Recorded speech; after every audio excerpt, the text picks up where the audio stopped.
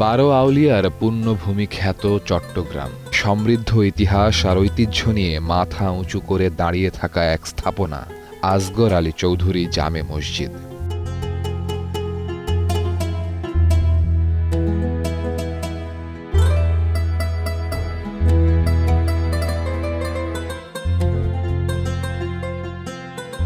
(১৭৯৫) সালে নির্মাণ করা হয় মোগল স্থাপত্য নকশায় চুন সুরকির দৃষ্টিনন্দন এই আসগর আলী চৌধুরী জামে মসজিদ।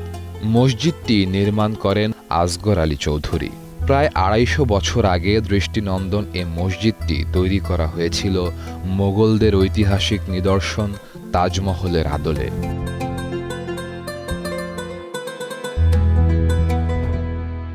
মসজিদের ছাদে শোভা পেয়েছে বড় ৩টি গম্বুজ ও ২৪টি মিনার।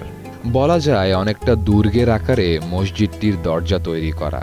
প্রতিটি দেওয়ালের পুরুত্বও দুর্গের মতন বেশ মোটা। মেহরাবের দুই পাশে ২টি কুলুঙ্গি রয়েছে। মসজিদের ভেতরে ঢুকে দেখা যায় উত্তর ও দক্ষিণ পাশে জানালার আদলে তৈরি জালি দিয়ে আসা আলোতে বেশ স্পষ্ট দেওয়ালের নকশাগুলো। ১০ শতক জায়গা জুড়ে স্থাপিত এ মসজিদে একসাথে নামাজ পড়তে পারেন ইমাম সহ ৩১ জন মুসল্লি। মসজিদটিতে এখন ৫ ওয়াক্ত নামাজ আদায় বন্ধ রয়েছে।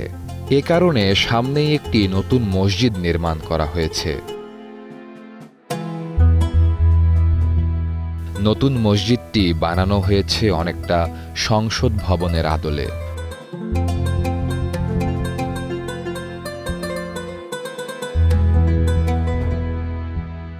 বিশ্ব ঐতিহ্যের অংশ হিসেবে দৃষ্টিনন্দন এই মসজিদ স্বীকৃতি পাবে এমনটাই আশা করেন স্থানীয়রা।